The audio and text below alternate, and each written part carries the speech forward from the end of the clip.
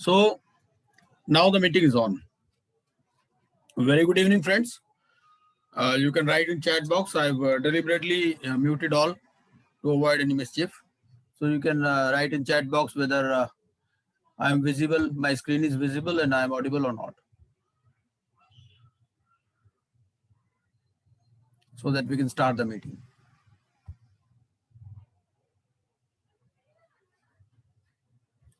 So today we'll be taking up two topics. First is Prevention of Corruption Act and second is Micro, Small and Medium Enterprises Development Act. So these are the two things. Some disturbance at back. From my side, there's no disturbance. Nobody is here. Okay. So let us start first with this Prevention of Corruption Act. What I have done is, I have divided the presentation in two parts.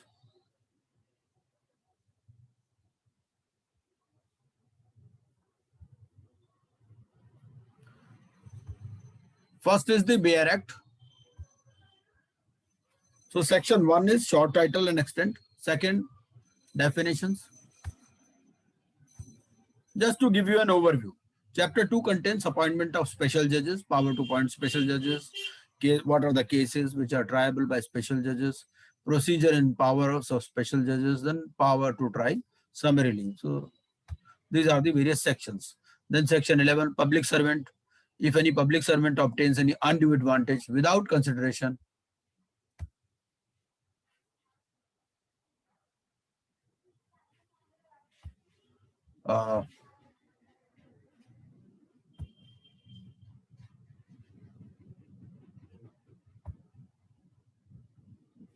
okay. So if any public servant obtains undue advantage without consideration from persons concerned in proceeding or business transacted by such public servant. Section 12 says punishment. What is the punishment for abatement of offences? Section 13 talks of criminal misconduct by a public servant. Section 14 talks of punishment for habitual offenders.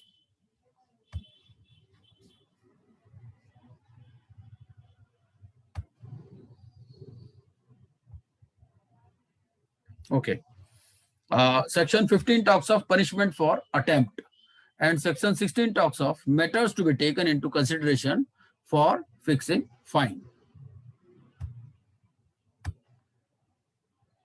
Then chapter 5 talks of investigation into cases under the Act. Section 17 talks of persons authorized to investigate.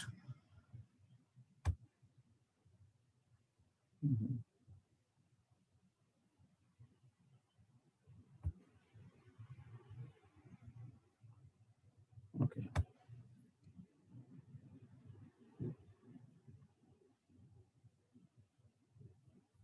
Today it is good to see that everybody is joining by name only, because earlier people were naming themselves as Vivo and Dell and all. So it's problematic for us, because if some mischievous element enters our meeting, it disturbs the whole atmosphere. That is the main point.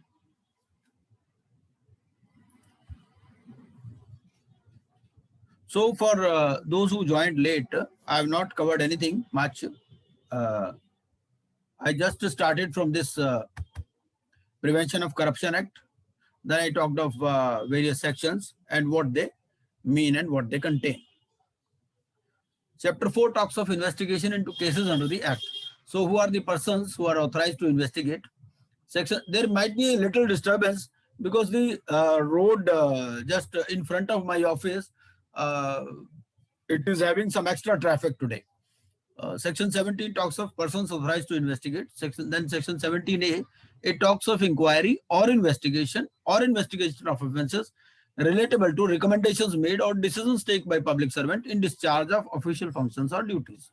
Then section 18 talks of power to inspect bankers' books.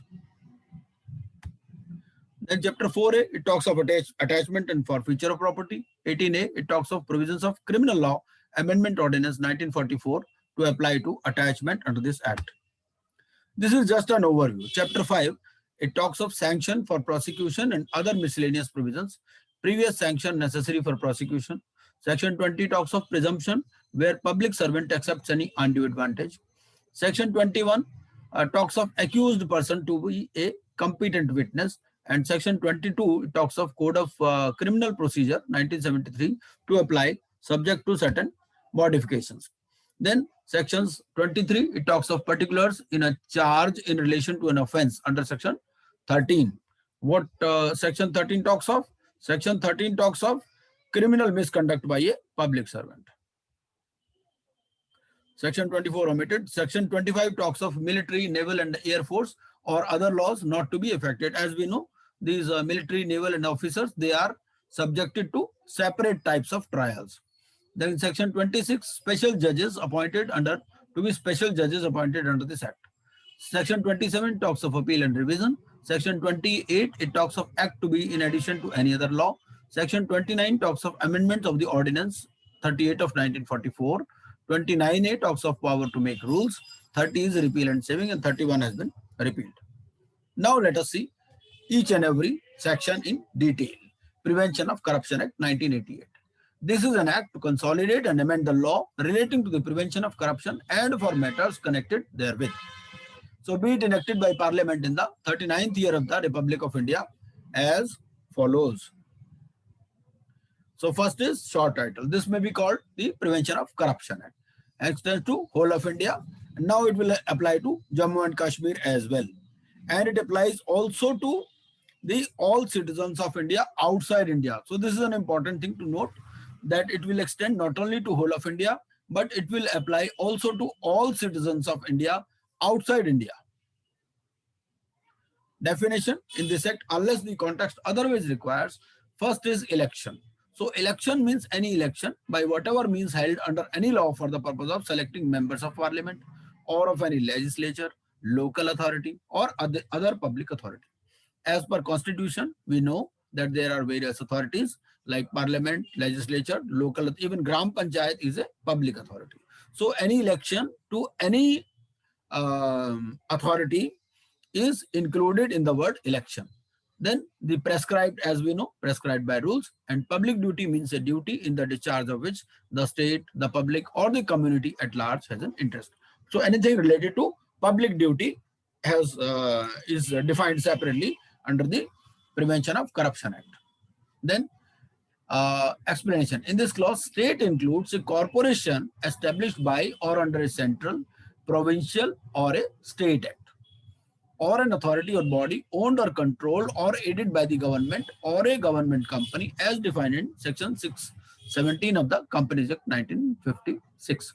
Why this section 617 of Companies Act? Because this act was promulgated even prior to the Companies Act 2013. Basically, what we have to see is under the Prevention of Corruption Act, basically public servants are subjected to certain moderations. Now is the definition of public servant. Public servant means any person in the service or pay of the government or remunerated by the government by fees or commission for the performance of any public duty. So it means any person in the service or pay of the government or remunerated by the government. It means even the consultants appointed by government. At times, Government of India, they appoint various consultants after their retirement to retain them to utilize their services. So they will also be covered by this. And then any person in the service or pay of a local authority like DDA or MCD, anything. Any person in the service or pay of a corporation established by or under a central, provincial or a state act or an authority or body owned or controlled or aided by the government or a government company as defined in this section.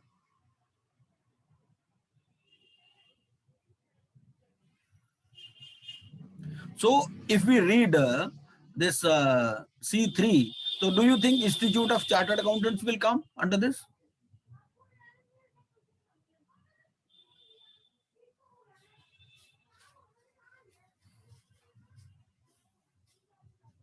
Actually, it says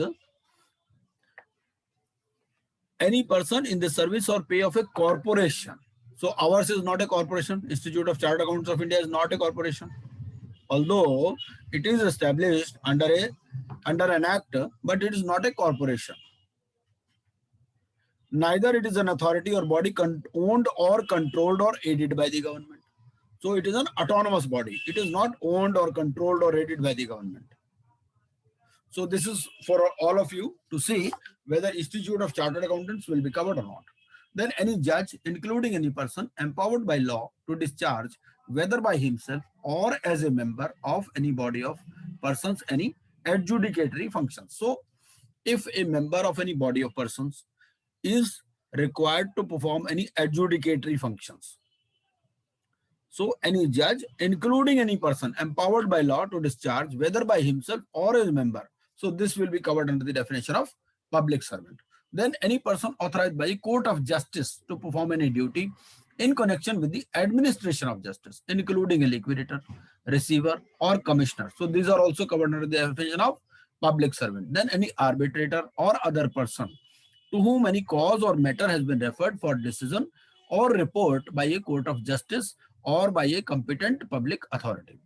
Then any person who holds an office by virtue of which he is empowered to prepare, publish, maintain, or revise an electoral roll or to conduct an election or part of an election. So those involved with election commission will also be included.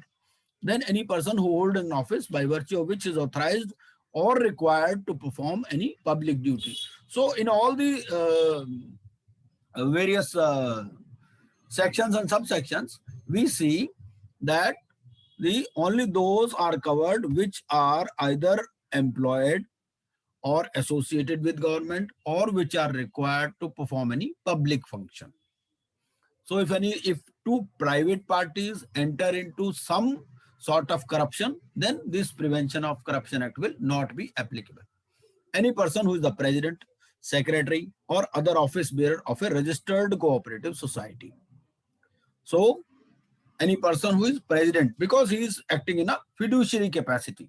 So if you are a president, secretary, or other office bearer, even if you are a treasurer or something, of a registered cooperative society engaged in agriculture, industry, trade, or banking, receiving or having received any financial aid from the central government or a state government, or from any corporation established by or under a central, provincial, or state act, or any authority or body. So even then you are covered. But if you are a president of an RWA, then it is for you to determine whether it will be covered or not. So from this subsection 9, it does not appear to be so, that a president of an RWA will be, because he is not receiving any financial aid from the central government or state government. Then any person who is a chairman, member, or employee of any service commission, like UPSC, chairman of UPSC, member of UPSC, or even an employee of any service commission or board by whatever name called, or a member of any selection committee appointed by such commission or board for the conduct of an examination, like CBSE will also be included, or making any selection on behalf of such commission or board. So a selection committee or a board will be included. Then any person who is VC, Vice Chancellor of a university, or member of any governing body, professor, leader, reader, lecturer, or any other teacher or employee by whatever designation called of any university, and any person whose services have been availed of by university or any other public authority in connection with holding or conducting examinations. So controller of examinations will also be covered. Then any person who is an office bearer or an employee of an educational, scientific, social, cultural, or other institution in whatever manner established, receiving or having received any financial. So there are 2 or 3 things. Number 1, established by government. Second, receiving some aid from the government. It means public money is involved, basically. So this Prevention of Corruption Act, it intends to cover people who are involved with public money. Or then is undue advantage. Undue advantage means any gratification, whatever other than legal remuneration. So other than whatever you are entitled legally, if you receive anything, then it is considered undue advantage. It may be in cash or it may be in kind also. Explanation.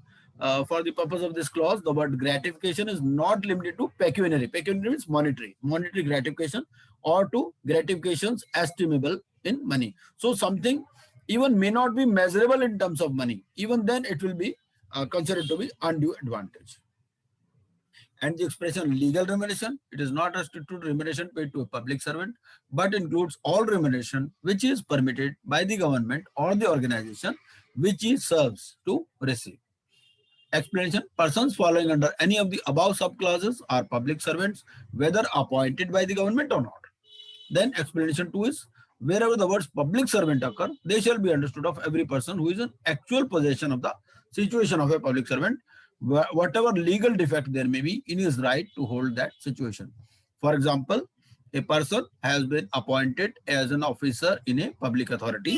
His appointment was not as per the terms of office. However, since he is actually availing of that position, he is in the possession of that situation of a public servant, he will be covered.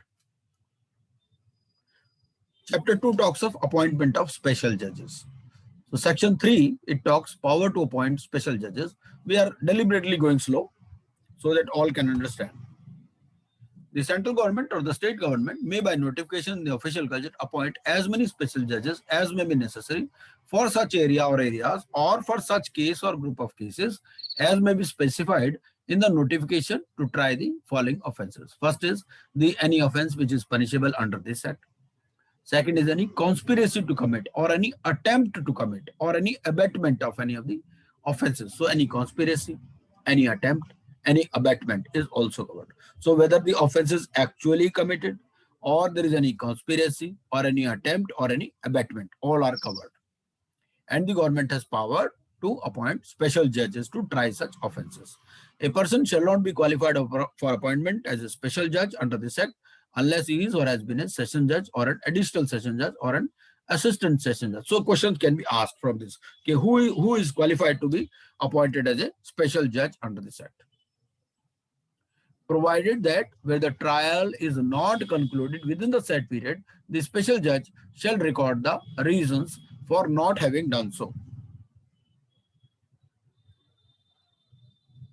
Provided further that the said period may be extended by such further period for reasons to be recorded, but not exceeding 6 months at a time. So, however, that the said period, together with such extended period, shall not exceed ordinarily 4 years in aggregate. So, normally there is a 6 months period, but normally it will ordinarily it will not exceed 4 years in aggregate, even including all extensions. Then is procedures and powers of special judge. So what are the powers? A special judge, he may take cognizance of offences without the accused being committed to him for trial, and in trying the accused person shall follow the procedure. So the accused may or may not be available, but the special judge, he can take cognizance of offences.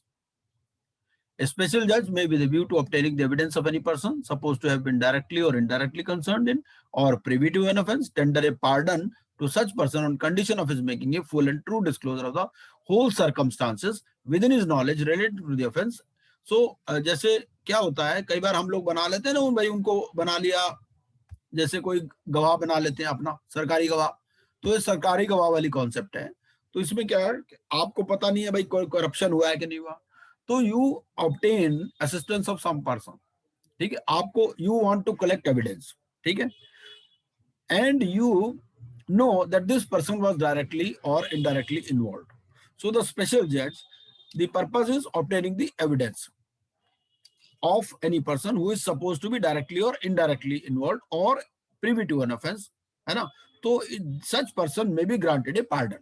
ठीक है, उनको सरकारी गवाह बना के उनको माफी दे सकते हैं ताकि दूसरे आदमी को पकड़ा जा सके, ऑन कंडीशन, ताकि भाई तुम पूरी बात बता दो, of his making a full and true disclosure of the whole circumstances within his knowledge relating to the offence and to every other person concerned. ठीक है, एक को छोड़ देंगे, बाकियों को पकड़ लेंगे. Whether as principal or abator in the commission thereof, and any pardon so tendered shall for the purpose of this be deemed to have been tendered under section 307. ठीक है, आगे देखो.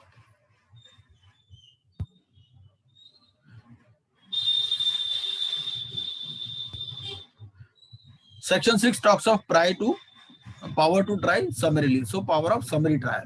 So where a special judge tries any offence specified in subsection 1 of 3 alleged to have been committed by a public servant,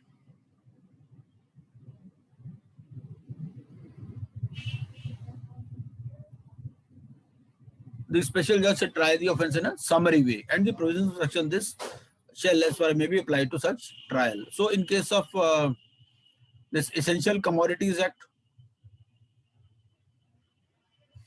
the summary trial is taken place. Provided that in the case of any conviction in a summary trial under this section, it shall be lawful for the special judge to pass a sentence of imprisonment for a term not exceeding 1 year. So if the term of imprisonment is for a term exceeding 1 year, then it cannot be conducted under summary trial. So only those cases can be covered under summary trial which entail imprisonment for a term not exceeding 1 year. So another question can come from this. Provided further that when actually questions will come wherever timelines are involved, wherever a period is involved, wherever amount is involved. Provided further that when at the commencement of or in the course of a summary trial under this section, it appears to the special judge that nature of case is such. So in this case, the summary trial may be converted into full trial also. The special judge, after hearing, record an order to the effect, shall recall any who may have been examined, proceed to hear or rehear the case in accordance with the procedure prescribed by the said court for the trial of warrant cases by magistrates. So, for minor offences, summary trial can take place. For major offences, full trial will take place. There shall be no appeal by a convicted person in case tried summarily. So, in case of summary trial, no appeal. Okay. When the special judge passes a sentence of imprisonment not exceeding 1 month and a fine not exceeding 2,000 rupees. So wherever punishment up to 1 month or fine up to 2,000 is awarded, there will be no appeal. Chapter 3 talks of offences and penalties. Section 7. Section 7 says offences relating to public servant being bribed. So any public servant who obtains or accepts or attempts to obtain, so even attempt is involved, an undue advantage with the intention to perform or cause performance of public duty. So all public servants are supposed to perform their public duties without any favor. Right? So in this case, if he obtains or accepts or attempts to obtain any undue advantage with the intention to perform or cause performance of public duty improperly or dishonestly, or to forbear or cause forbearance to perform, so either performing or promising not to perform, like if some demolition action is to take place and if he promises not to undertake that demolition of property against some undue advantage, then it will be covered under the bribe. Second is obtains or accepts or attempts to obtain an undue advantage from any person as a reward for the improper or dishonest performance of a public duty or for forbearing to perform such duty. So this is the nature of reward for improper or dishonest performance. Okay? Or for forbearing to perform such duty either by himself or another public servant. Okay? So first, in the first case, it is the duty of a public servant to perform his public duties without obtaining any favor. So if he obtains any favor for doing or for not doing, then it is covered under bribe. Second is obtaining undue advantage as a reward for improper, or in the first case, the duty is performed. Duty is performed in the way it was required to be performed. But in second case, this is improper or dishonest performance of a public duty. Suppose taking action against someone against whom action is not due, or for forbearing to perform such duty either by himself or another public servant. Suppose he asks his subordinate to improperly or dishonestly perform, then it will also be covered under bribe. Third is performs or induces another public servant to perform improperly or dishonestly a public duty or to forbear a performance of such duty in anticipation of or in consequences of accepting an undue advantage from any person. He shall be punishable with the imprisonment for a term which shall not be less than 3 years, but which may extend to 7 years. So 3 to 7 years imprisonment and also fine. So these are the offenses which are relating to public servant being bribed. Explanation. For the purpose of this section, the obtaining, accepting, or the attempting to obtain an undue advantage shall itself constitute an offense, even if the performance of a public duty by public servant is not or has not been improper. So even if the duty has been properly performed, but if you accept or obtain or attempt to obtain an undue advantage, so basic thing is not the performance or non-performance. Basic thing is obtaining, accepting, or attempting to obtain an undue advantage. Illustration: a public servant S asks a person P to give him an amount of 5,000 rupees to process his routine ration card application on time. ठीक है? Processing of ration card application is a public duty. It is to be performed by the public servant. But he asks 5,000. भाई 5,000 रुपए दे दो तो आपके ration card की application को process कर देंगे. So he is guilty of an offense. Explanation 2. For the purpose of this section, expression obtains or accepts or attempts to obtain. It shall cover cases where a person being a public servant obtains or accepts or attempts to obtain any undue advantage for himself or for another person. अपने लिए advantage ले रहा है या दूसरे के लिए advantage ले रहा है, by abusing his position as a public servant or by using his personal influence over another public servant. वो ऑफिसर है, अपने एम्प्लॉय को कहता है कि तुम इसका साइन कर दो, ठीक है, इसका कॉन्ट्रैक्टर का बिल साइन कर दो, जबकि उसने पूरा काम नहीं किया है, or by any other corrupt or illegal means. So all these cases are covered. It shall be immaterial whether such person being a public servant obtains or accepts or attempts to obtain the undue advantage directly or through a third party. ऐसा भी हो सकता है कि जिसका काम किया उससे पैसे नहीं मिले, किसी थर्ड पार्टी से पैसे मिले तो भी हो जाएगा. 7 is taking undue advantage to influence public servant by corrupt or illegal means or by exercise of personal influence. 7A क्या कहता है? तो whosoever accepts or obtains or attempts to obtain from another person for himself or for any other person. ठीक है, जरूरी नहीं अपने लिए ले, बोलेगा मेरी मिसेस को जो है डायमंड का सेट दिलवा दो, ठीक है, वो भी इसी में आ गया. As a motive or reward to induce a public servant by corrupt or illegal means or by exercise of his personal influence to perform or to cause performance of a public duty. ठीक है, इसमें क्या हो रहा है कि public servant को induce किया जा रहा है. किसके द्वारा? कोई भी आदमी इंड्यूस कर सकता है. कोई मान लीजिए नेता है, नेता ने किसी को फोन कर दिया और नेता ने फोन कर दिया गवर्नमेंट सर्वेंट को कि भाई इसका बिल आप पास कर देना, ठीक है. इसमें कहता है whosoever, इसमें नाम नहीं, कोई स्पेसिफाइड नहीं है. whosoever accepts or obtains or attempts to obtain from another person for himself or for any other person any undue advantage as a motive or reward to induce a public servant. So here the public servant is being induced by corrupt or illegal means or by exercise of his personal influence to perform or cause performance of a public duty improperly or dishonestly or to forbear or to cause to forbear such public duty by such public servant or by another public servant, he shall be punishable with imprisonment for a term which shall not be less than 3 years. तो इसमें भी 3 साल और 7 साल की punishment है. 7 और 7A में फर्क क्या है? 7A में क्या है? कोई भी आदमी पब्लिक सर्वेंट को कह रहा है, वो थर्ड पर्सन है कि भाई इसका काम कर दो या इसका काम नहीं करो, तो उसमें भी 3 साल से 7 साल है. और ये पहले वाले में क्या था?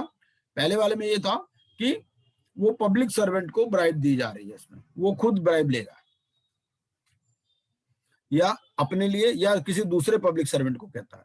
तो इसमें 7 में पब्लिक सर्वेंट इन्वॉल्व है और 7A में क्या है कि कोई भी पर्सन इन्वॉल्व है. एक आदमी नेता है, कोई इन्फ्लुएंशियल है, कोई गुंडा है मान लीजिए, ठीक है, तो वो गुंडा है, वो कहता है भाई ऐसा है, मैं इसको फोन कर देता हूँ पब्लिक सर्वेंट को, ये तुम्हारे खिलाफ एक्शन लेगा या नहीं लेगा, और तुम मेरी मिसेस को जो है ये डायमंड का सेट दिलवा देना, तो भी इसमें आ जाएगा. ठीक है. Offence relating to bribing of a public, 8वां आ गया, offence relating to bribing of a public servant any person. तो हमें यहां देखना है कि कौन पहले तो किसकी इंड्यूसमेंट है, कौन एक्शन कौन ले रहा है. पहला पॉइंट इसमें ये देखना है कि देखिए पब्लिक सर्वेंट तो हर केस में इन्वॉल्व होगा ही.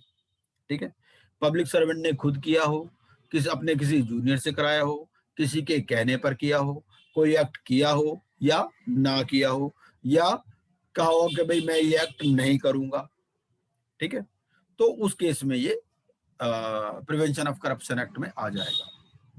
इसमें क्या हो रहा है सेक्शन 8 में, any person who gives or promises to give an undue advantage to another person or persons with intention, ठीक है, इसमें कोई भी आदमी है वो क्या कहता है, he gives or promises to give to induce a public servant to perform improperly a public duty or to reward such public servant for the improper performance shall be punishable। तो इस केस में 7 साल है, इसमें देखिए 3 साल से 7 साल नहीं है, 7 साल है सीधी। इसमें क्या कर रहा है वो, ये दूसरे आदमी के लिए, any person who gives or promises to give an undue advantage to another person or persons with intention, मतलब इसमें जो पब्लिक सर्वेंट है उसको कुछ नहीं दिया जा रहा, एक आदमी he either gives or promises to give an undue advantage to another person or person, ठीक है। अब वो कहता है भाई ऐसा है तुम्हारा साला बेरोजगार घूम रहा है, तो पब्लिक सर्वेंट को कहता है भाई ऐसा है ये मेरा काम कर दो, मैं तुम्हारे साले को अपनी कंपनी में नौकरी पे लगवा दूंगा, ये इसमें आ जाएगा, ठीक है।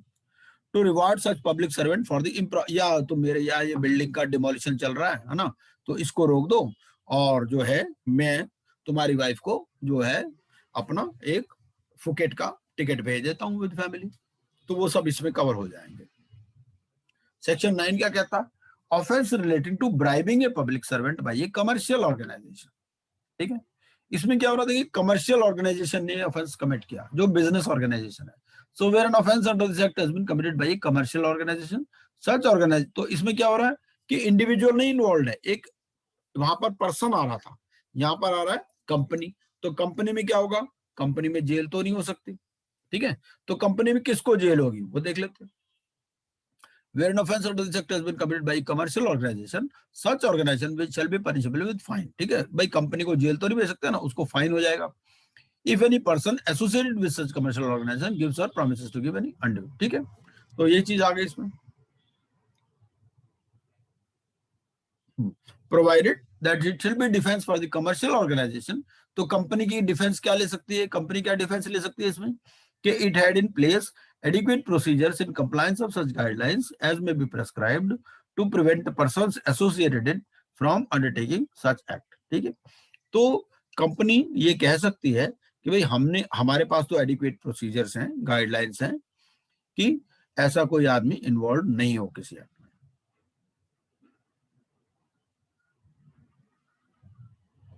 और सेक्शन 9 में कवरेज कैसे होगी, सेक्शन 9 के लिए ये होगा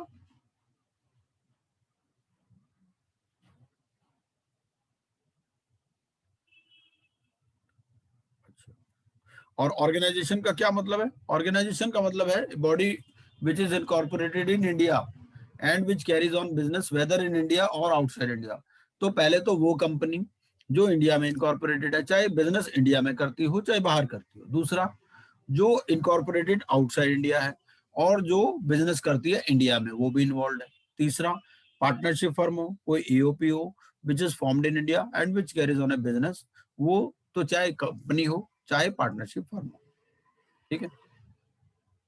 अगर तो इनकॉर्पोरेटेड इंडिया में है तो चाहे इंडिया में काम बिजनेस कर रही हो या बाहर कर रही हो, जो आउटसाइड इंडिया है वो काम इंडिया में कर रही हो, ठीक है भाई, जो इनकॉर्पोरेटेड भी आउटसाइड इंडिया है, काम भी इंडिया से बाहर कर रही है, ठीक है। चौथे में क्या आ रहा है, चौथे में आ रहा है एनी अदर पार्टनरशिप और EOP which is formed outside India and which carries on a business और part of business in any part of India, मतलब इंडिया से कुछ ना कुछ कनेक्शन होना चाहिए, या तो यहाँ पर फॉर्म्ड हो या फिर यहाँ बिजनेस कर, ठीक है। बिजनेस का क्या मतलब है, business includes trade or profession or providing service. और पर्सन कब एसोसिएटेड मान लिया जाएगा, if he performs services for on behalf of the commercial organisation, ठीक है। तो ये नहीं कि वो जरूरी कमर्शियल ऑर्गेनाइजेशन का एम्प्लॉय हो, अगर वो सर्विसेज परफॉर्म करता है, मतलब कोई कंसल्टेंट भी इसके अंदर आ जाएगा, irrespective of any promise to give or giving of any undue advantage which constitutes an offense under subsection 1, ठीक है। और ये जो कैपेसिटी है, capacity in which the performs service for और on behalf of the commercial organisation shall not matter irrespective of whether such person is employee or agent or subsidiary of such commit, तो कुछ भी हो, चाहे employ हो, चाहे agent हो, चाहे सब्सिडरी। एक्सप्लेनेशन 2 क्या कहता है? वेदर और not the person is a person who perform services for और on behalf of the commercial organisation is to be determined with reference to all the relevant circumstances and not merely by reference to the nature of the relationship between such person and the, मतलब आपको circumstances देखने पड़े, circumstantial evidence देखना पड़ेगा actual relationship की बजाय। हो सकता है कि ऑन पेपर कुछ भी रिलेशन ना हो उसका, ठीक है। एक्सप्लेनेशन 3, तो आपको सर्कमस्टांसेस देखने पड़ेंगे, आपको सारे रेलेवेंट सर्कमस्टांसेस के हिसाब से देखना पड़ेगा। आप कह दो जी मेरा तो कोई ना, तो मैं एम्प्लॉय हूँ ना मैं एजेंट हूँ, मैं तो कुछ भी नहीं हूँ उस कंपनी का, तो भी नहीं, वो आपको सर्कमस्टांसेस के हिसाब से देखना पड़ेगा। एक्सप्लेनेशन 3 क्या कहता है? If the person is an employee of the commercial organization, it shall be presumed unless the contrary is proved that such person is a person who has performed, तो अगर एम्प्लॉय है फिर तो डायरेक्ट हो ही गया, ठीक है ना, ये चीज।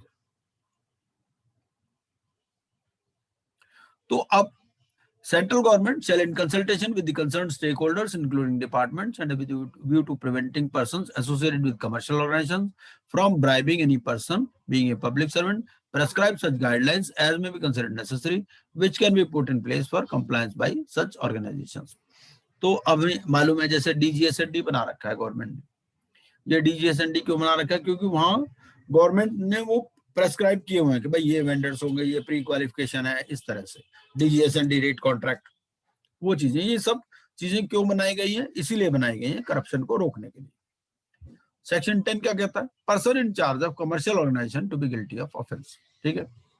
तो अगर कोई कमर्शियल ऑर्गेनाइजेशन गिल्टी है तो उस केस में क्या होगा? उसका डायरेक्टर, उसका मैनेजर, उसका सेक्रेटरी या अदर ऑफिसर, ठीक है, उसको पनिशमेंट कितनी होगी? 3 साल से 7 साल और फाइन भी हो सकता है, ठीक है।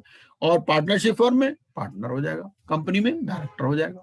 सेक्शन 11 क्या कहता है? Public servant obtaining undue advantage without consideration from person concern in proceeding और business transacted bye such,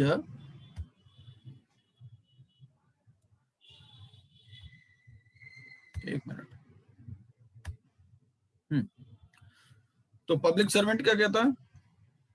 public servant obtaining undue advantage without consideration from person concerned in proceeding or business transacted by whoever being a public servant accepts or obtains or attempts to obtain any undue advantage without consideration or for a consideration which he knows to be inadequate from any person whom he knows to have been or likely to be concerned in proceeding or business transaction।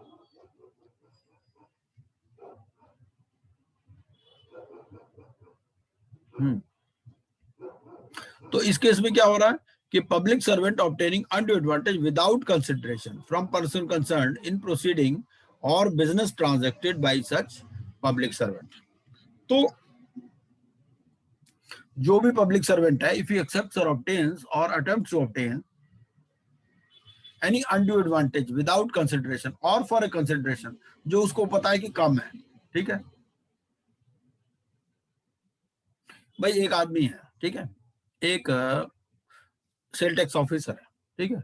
अब वो एक liberty shoes के dealer के पास जाता है, उसको कहता है 5,000 रुपए का जूता है, ठीक है, उसको कहता है भाई ऐसा है मुझे ये 2,000 रुपए में दे दो, ठीक है, तो ये इसमें कवर हो जाएगा, वो इनएडिक्वेट कंसिडरेशन हो जाएगी, ठीक है, या फ्री में ले आए उससे, ये चीज विदाउट कंसिडरेशन और for a consideration which is knows to be inadequate, ठीक है, जिसके साथ उसका कोई बिजनेस होना है, कोई बिजनेस ट्रांजेक्टेड होना है, जो किसने करना है? उस पब्लिक सर्वेंट ने करना है, ठीक है, या उसकी पब्लिक ड्यूटीज के साथ एसोसिएटेड है, ठीक है।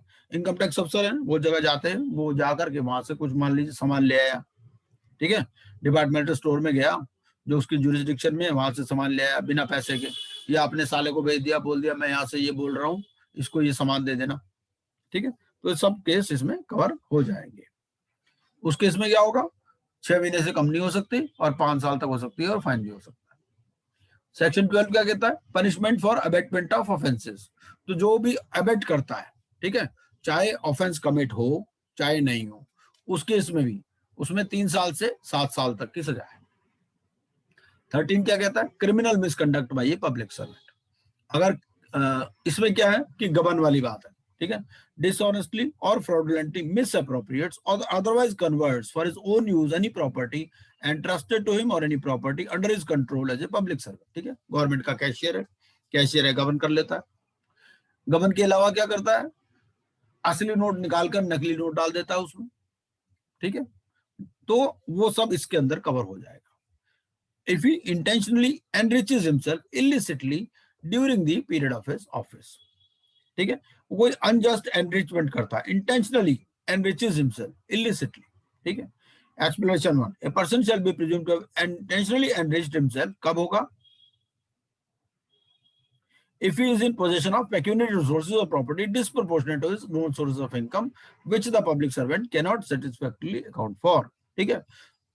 एक पब्लिक सर्वेंट है, एक तहसीलदार है, तहसीलदार के घर पर रेड होती है, पता चलता है वहां 10 करोड़ रुपए मिले, ठीक है। अभी उसको 5 साल सर्विस में हुए हैं, तो 5 साल में वो अगर उसको सेटिस्फैक्टरीली अकाउंट फॉर नहीं कर सकता, वो बता दे ठीक है भाई मेरे तो बाप दादा की कमाई थी, ठीक है ना, वो तब तो ठीक है। अगर बाप दादा भी उसके कुछ नहीं थे, ठीक है, और उसको इतने पैसे मिले नहीं, तो वो पूछेंगे भाई कहां से आए पैसे, तो वो सारे करप्ट मनी मान ली जाएगी उसमें। चैप्टर 4 क्या कहता है, investigation into cases under the act. कौन कौन से लोग जो हैं ऑथराइज हैं इन्वेस्टिगेट करने के लिए। पुलिस ऑफिसर इन्वेस्टिगेट करेगा बिलो द रैंक, किसके, not below the rank. In the case of Delhi special police establishment उसमें क्या, इंस्पेक्टर होगा, पुलिस इंस्पेक्टर, ठीक है। मेट्रोपॉलिटन एरिया बॉम्बे मेट्रोस वगैरह में इसमें कौन है, ये है ACP, assistant commissioner of police, ठीक है। बाकी जगह पर डीएसपी, जैसे हमें पता है कि स्टेट्स में डीएसपी होते हैं, तो यहाँ डीएसपी है या इक्विवेलेंट रैंक का पुलिस ऑफिसर, ठीक है। Without the order of a metropolitan magistrate और magistrate of the first class, ठीक है। तो इनकी परमिशन के बिना कोई भी अरेस्ट नहीं हो सकती विदाउट वारंट, ठीक। तो दिल्ली स्पेशल पुलिस एस्टेब्लिशमेंट के केस में इंस्पेक्टर करेगा, inspector of police. Metropolitan cities में असिस्टेंट कमिश्नर ऑफ पुलिस, और बाकी जगह डीएसपी या इक्विवेलेंट रैंक का ऑफिसर, ठीक है। और ये मेट्रोपॉलिटन मजिस्ट्रेट या मजिस्ट्रेट फर्स्ट क्लास मजिस्ट्रेट के बिना अरेस्ट नहीं कर सकते विदाउट वारंट, ठीक है। In the case of a person who is or was employed at the time when the offence was alleged to have been committed in connection with the state of affairs of a state of that government. In the case of any other person, authority to competent to remove him from his office.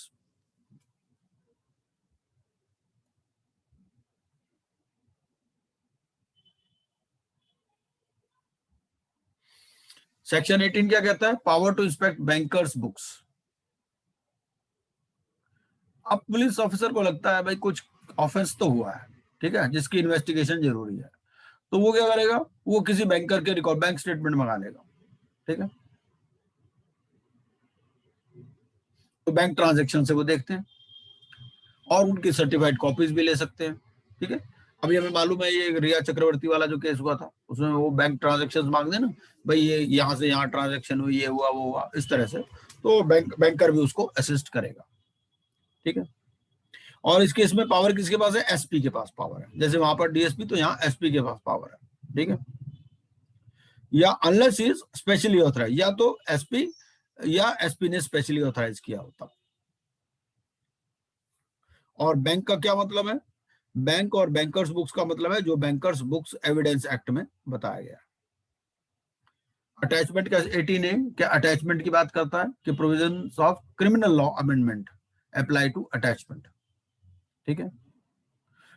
अब इसके अलावा हमें prevention of money laundering act भी पढ़ना है।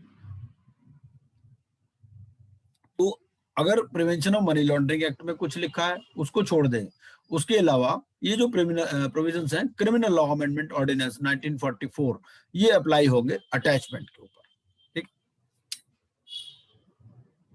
और इसमें जो रेफरेंस है डिस्ट्रिक्ट जज का, उसको रेफरेंस टू स्पेशल जज माना जाएगा। सेक्शन 19 क्या कहता है, सेक्शन 19 कहता है कि अगर को आपको प्रोसिक्यूट करना है, देखिए हमने पढ़ा 3 साल 7 साल 6 महीने, अगर आपको सैंक्शन कर आपको प्रोसिक्यूशन करना है तो आपको प्रीवियस सैंक्शन चाहिए, ठीक है।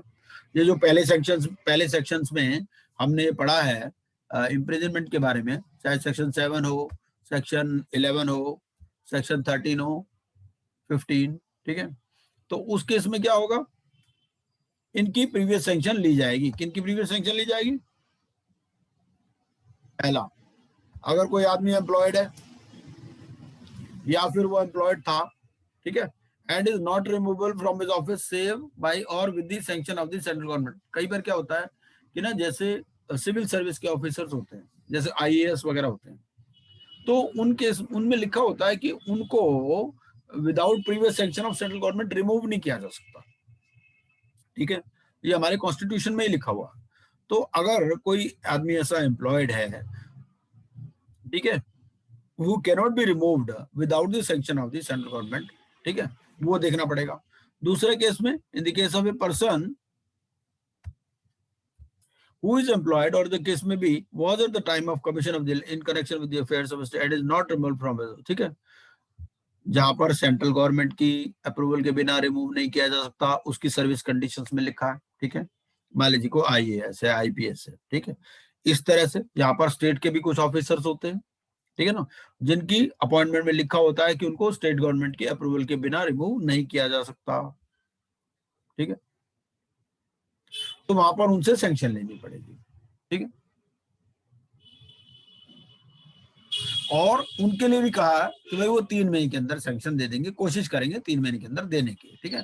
Endeavour to convey the decision on such proposal with a period of 3 months from the date of its received, ठीक।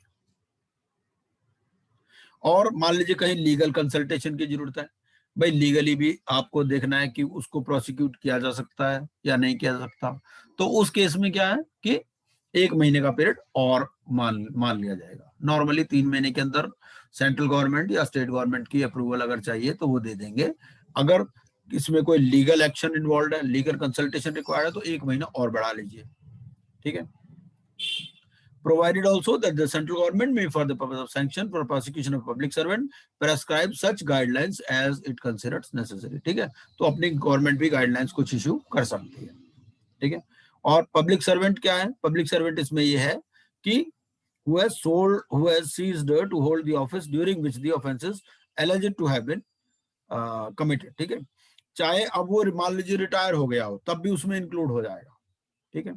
दूसरा, who has ceased to hold the office during which the offense is alleged to have been committed and is holding an office other than the office during which the offense is alleged to have been committed। इसका मतलब देखिए क्या है, who has ceased to hold the office during which the, मतलब मान लीजिए offence हुआ था 2012 में, ठीक है, अब वो नहीं है उस पोस्ट पे, और and is holding an office other than the office during which the offense is alleged to have been committed। मतलब अब वो किसी दूसरे डिपार्टमेंट में है तो भी इसमें आ जाएगा। तो चाहे 2012 का ऑफेंस है, ठीक है, अब वो रिटायर हो चुका तब भी आ जाएगा। दूसरा, अब वहां से वो जा चुका लेकिन किसी दूसरे ऑफिस में, तो भी इसमें पब्लिक सर्वेंट में आ जाएगा, ठीक है। तीसरा क्या कहता है, where for any reason whatsoever any doubt arises as to whether the previous sanction, भाई कई बार डाउट होता है कि सर्विस कंडीशन से क्लियर नहीं होता कि प्रीवियस सैंक्शन चाहिए स्टेट गवर्नमेंट की या सेंट्रल गवर्नमेंट की, तो नहीं या नहीं चाहिए। such sanction shall be given by that government authority which would have been competent to remove the public servant। तो जो भी उसको रिमूव कर जिसके पास रिमूवल की पावर है उसी के पास ही सैंक्शन की पावर मान ली जाएगी, ठीक है।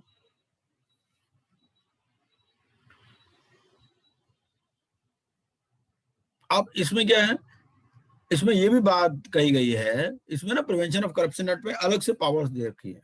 वो कहता है कि आपका कोड ऑफ क्रिमिनल प्रोसीजर में कुछ भी लिखा हो, तो जो भी इसमें फाइंडिंग हो गई या जो सेंटेंस हो गया या ऑर्डर हो गया, क्योंकि यहाँ पर स्पेशल जज अपॉइंट होते हैं, ठीक है। स्पेशल जज की हमने क्वालिफिकेशन भी देख ली सेक्शन 3 में। तो कहता है कि नो फाइंडिंग, सेंटेंस और ऑर्डर पास्ड बाय स्पेशल जज शैल बी रिवर्स्ड और Altered by court in appeal, confirmation or revision on the ground of the absence of any error, omission or irregularity, ठीक है, in the sanction required under subsection 1 unless in the opinion of that court a failure of justice, ठीक है। तो अगर मान लीजिए कोई उसमें एरर हुई है, कोई ओमिशन हुई है इन दी सैंक्शन रिक्वायर्ड, सैंक्शन रिक्वायर्ड कहां से है? जो सेंट्रल गवर्नमेंट या स्टेट गवर्नमेंट से, ठीक है। तो उस केस में ये ऑर्डर रिवर्स नहीं किया जाएगा। दूसरा, no court shall stay the proceedings on the ground of any. तो अगर सैंक्शन में कोई भी इरेगुलरिटी हुई तो स्टे भी नहीं होगा और रिवर्स भी नहीं होगा जजमेंट, ठीक है,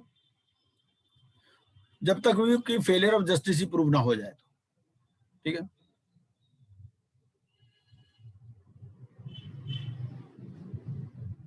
ये बेसिकली ये जो सेक्शन जो है ये एक किस्म से इम्यूनिटी ग्रांट करता है अगेंस्ट जो भी फाइंडिंग है, जो सेंटेंस है, जो ऑर्डर है।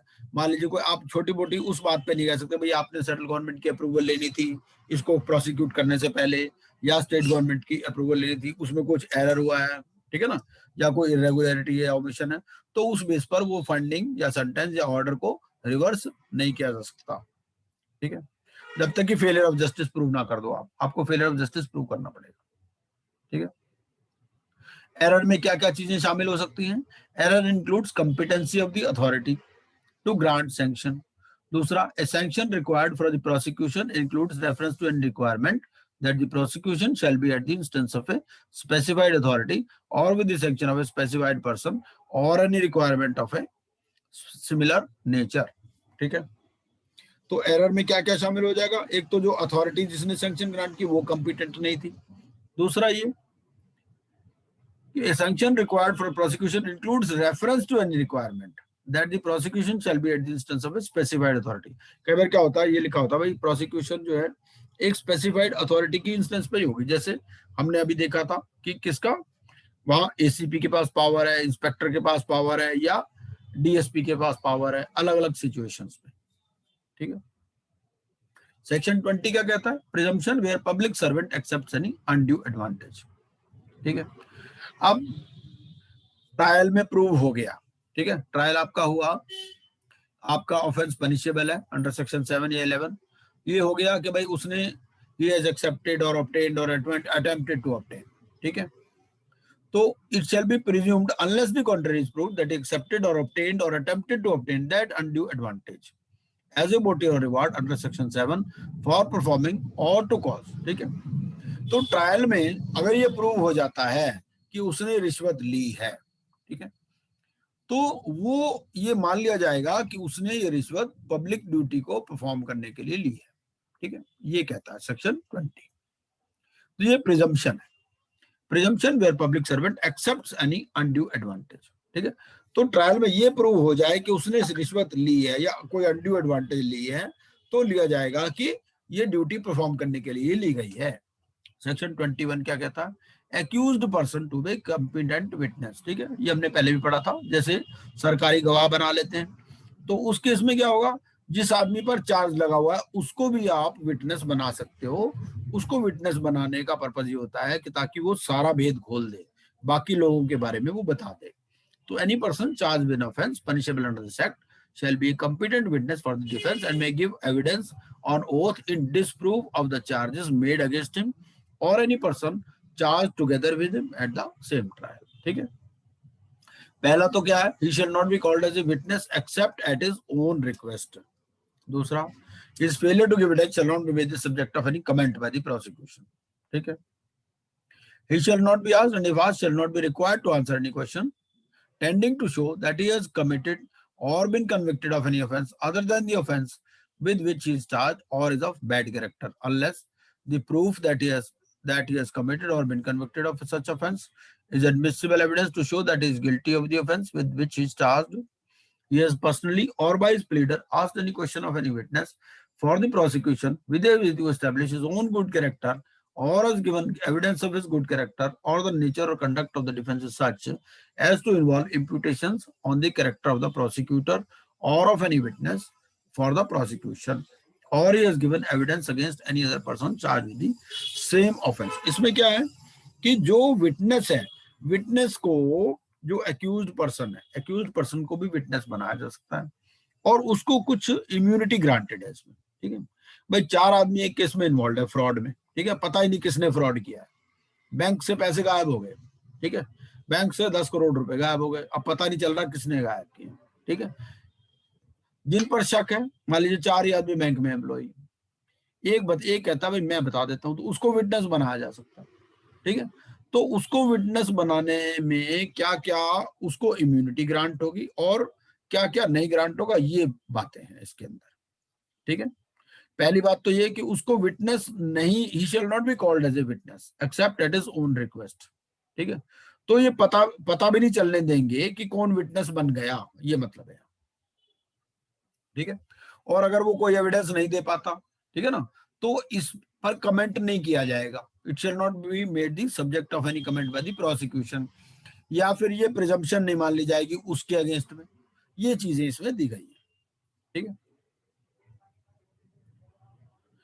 अब ये भी नहीं कहा जाएगा कि भाई तुम्हारा तो खुद ही बैड कैरेक्टर है, ठीक है, ये चीज। और unless the proof that he has committed or been convicted is admissible evidence to show that he is guilty of the offense with which he is charged, ठीक है। तो अगर उसके अगेंस्ट में कोई चार्ज प्रूव हुआ है तब तो ठीक है, ठीक है। ये सब विटनेस के बारे में। सेक्शन 22 क्या कहता है? The code of criminal procedure to apply subject to certain modifications. ये कहता है कि कोड ऑफ क्रिमिनल प्रोसीजर इसकी, आप देखिए कोर्ट के बजाय ना यहाँ चलती हैं जो प्रोसीडिंग चलती है वो स्पेशल जज के सामने, ठीक है ना। और ये criminal procedure, code of criminal procedure से गवर्न होता है क्योंकि ये क्रिमिनल ऑफेंस है। तो ये कहता है कि कोड ऑफ क्रिमिनल प्रोसीजर जो है ये अप्लाई होगा सब्जेक्ट टू सर्टेन मॉडिफिकेशंस, ठीक है। ये उस सेक्शन का रेफरेंस दे रहा है, ठीक है। यहाँ पर 30-32 सेक्शन है। यहाँ ये कहता है कि कोड ऑफ क्रिमिनल प्रोसीजर का जो सेक्शन सब सेक्शन 1 है, सेक्शन 43, ठीक है। For the words the accused shall then be called upon, the words the accused shall then be required to give in writing at once or within such time as the court may allow a list of persons, if any, whom he proposes to examine as his witnesses, and of the documents, if any, on which he proposes to rely, and he shall then be called upon had been substituted, ठीक है। तो code of criminal procedure में लिखा है कि shall then be called upon, और यहाँ पर ये पूरी रामायण लिख दी कि वो क्या होगा, उसको राइटिंग में एविडेंस देगा, उसको टाइम भी अलाउ कर सकते हैं, ठीक है ना, विटनेसेस को, डॉक्यूमेंट्स को एग्जामिन करने के लिए, ठीक है। Sub section 2 of section 309 third proviso के बाद ये प्रोवाइजो ऐड हो गया, ठीक है, कि भाई इसमें क्या होगा कि प्रोसीडिंग एडजर्न नहीं होगी या पोस्टपोन नहीं होगी, merely on the ground that an application under section 397 has been made by a party to the proceeding। ये अलग अलग जो कोड ऑफ क्रिमिनल प्रोसीजर में कहां कहां चेंज हुआ है ये सेक्शन 22 में दिया गया है, ठीक है।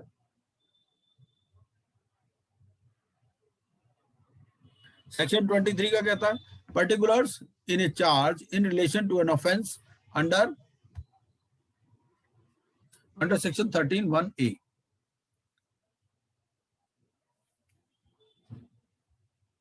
तो अगर किसी के अगेंस्ट में चाहे कोड ऑफ क्रिमिनल प्रोसीजर में कुछ भी लिखा हो, ठीक है, अगर सेक्शन 13 का किसी पर चार्ज लग गया, ठीक है, तो ये सफिशिएंट प्रूफ है। It shall be sufficient to describe in the charge the property in respect of which the offence is alleged to have been committed and the dates between which the offence is alleged to have been committed without specifying particular items or exact dates, and the charge so framed shall be deemed to be a charge of one offence within the meaning of section 219 of the, मतलब ये नहीं होगा भाई ये चीज इस चीज से खरीदी, समझ रहे हो आप। अगर चार्ज प्रूव हो गया, ठीक है ना, चार्ज प्रॉपर्टी पर प्रूव हो गया, ठीक है, तो उस केस में क्या होगा कि it shall be sufficient to describe in the charge the property in respect of which the offence is alleged to have been committed and the dates between which, ठीक है ना। तो प्रॉपर्टी बता देंगे और डेट्स बता देंगे, स्पेसिफाई नहीं करेंगे पर्टिकुलर आइटम्स या एग्जैक्ट डेट्स को, ठीक है। ये provided the time included between the first and last of such date shall not exceed 1 year. Section 24 क्या कहता है? सेक्शन 24 ये ओमिट हो गया। सेक्शन 25 में ये बात करता है, ये मिलिट्री नेवल उनके अलग से कुछ जैसे कोर्ट मार्शल वगैरह का रूल है वहां पर। सेक्शन 26 क्या कहता है? स्पेशल जजेस जो अपॉइंट होंगे under section under act 46 of 19, ये स्पेशल जजेस अपॉइंट होंगे, ठीक है। इनकी क्वालिफिकेशन हमने पहले ही पढ़ ली। ये यहाँ पर कुछ अमेंडमेंट है, खास बात नहीं है। तो ये आपका यहाँ पर एक्ट खत्म हो जाता है जी, ठीक है जी। इसके बाद हमने इसके अलग से पीपीटी, ये हमने ये पूरा का पूरा आपको एक्ट पढ़ा दिया। अब इसके बाद में क्या है, ये आपका एक पीपीटी हमने बना रखी है, इसमें मेन बातें लिखी हुई हैं कि पब्लिक सर्वेंट कौन है, ठीक है ना, वो वहां पर भी लिखा हुआ है ये सब बातें, ये हमने सारी बातें पढ़ ली। बेसिक बात ये है कि कोई पब्लिक अथॉरिटी अगर इन्वॉल्व है उसकी एस्टेब्लिशमेंट में या उसकी एम्प्लॉयमेंट में है या उसकी सर्विस में है, तो वो सारे पब्लिक सर्वेंट आ जाएंगे, ठीक है। ये पब्लिक सर्वेंट की डेफिनेशन है। इसमें कुछ क्वेश्चन आ सकते हैं आपके, ठीक है ना, तो इसके ऊपर कुछ पब्लिक सर्वेंट आ सकते हैं। ये चार इंस्टेंसेस दे देगा वो, 4 में से 3 तो पब्लिक सर्वेंट होंगे, एक पब्लिक सर्वेंट नहीं होगा, तो बता देगा कि which of this is not a public servant. ऐसे कुछ भी क्वेश्चन बना सकता है, तो you have to read all these things in between the lines, ठीक है। या एक चीज पे ही बना देगा, मान लो इलेक्शन प्रोसेस पे ही बना दिया उसने, ठीक है ना।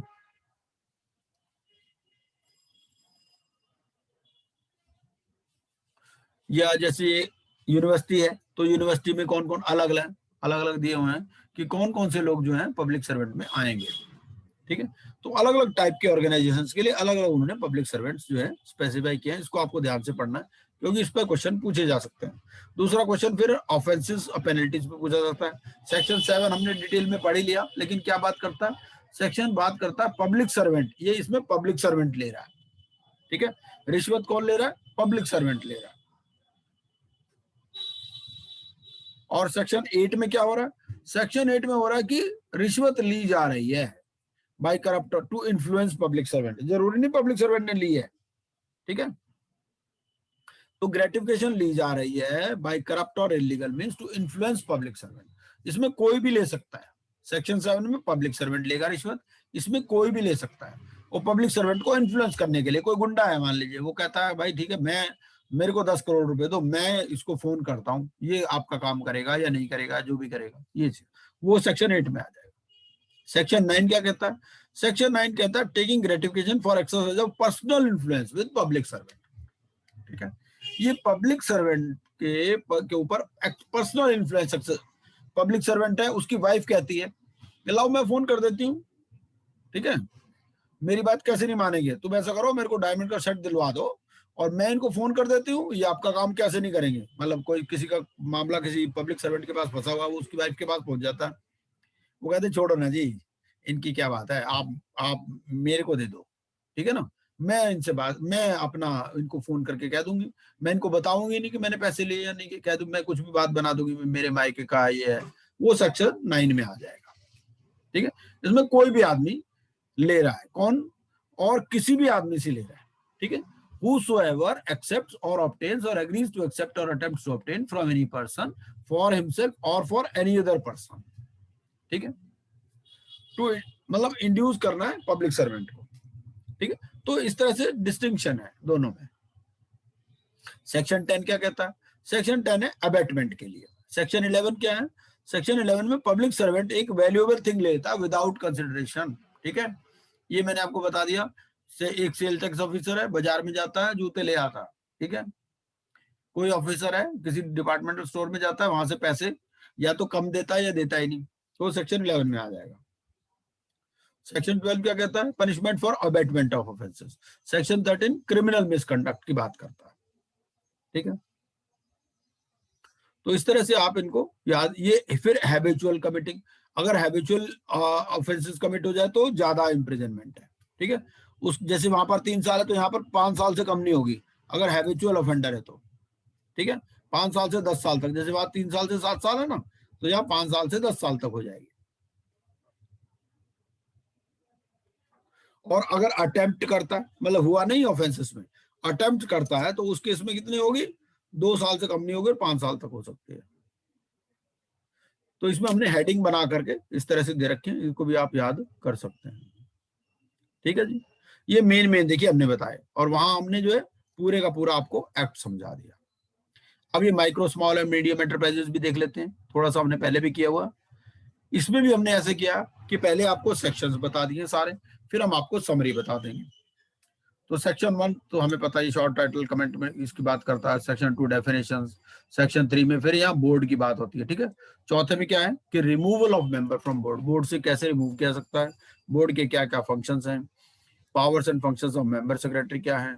7 क्लासिफिकेशन की बात करता है। 8 मेमोरेंडम की बात करता है कि मेमोरेंडम बनाना है आपने एसएमई अगर बनानी है तो, ठीक है। फिर सेक्शन 9 कुछ मेजर्स की बात करता है, promotion, development and announcement. Section 10 credit facilities की बात करता है। सेक्शन 11 प्रोक्योरमेंट प्रेफरेंस पॉलिसी की बात करता है कि आपने एमएसएमई, हमने सुना होगा कि एमएसएमई से आप अगर परचेज गवर्नमेंट डिपार्टमेंट को भी कहा गया था तो भाई आप एमएसएमई से इतने % प्रोक्योरमेंट करोगे, ठीक है। सेक्शन 12 फंड्स की बात करता है कि फंड्स एमएसएमई को दिए जाएंगे। सेक्शन 13 ग्रांट्स की बात करता है भाई सेंट्रल गवर्नमेंट। और 14 administration and utilisation of funds. 15 में लाइबिलिटी ऑफ बायर है टू मेक पेमेंट, ठीक है। हमें मालूम है टैक्स ऑडिट में भी विद इन 45 डेज आपको पेमेंट करनी पड़ती है जो भी एमएसएमई में रजिस्टर्ड है। और नहीं होता तो आपको इंटरेस्ट प्रोवाइड करना पड़ता है।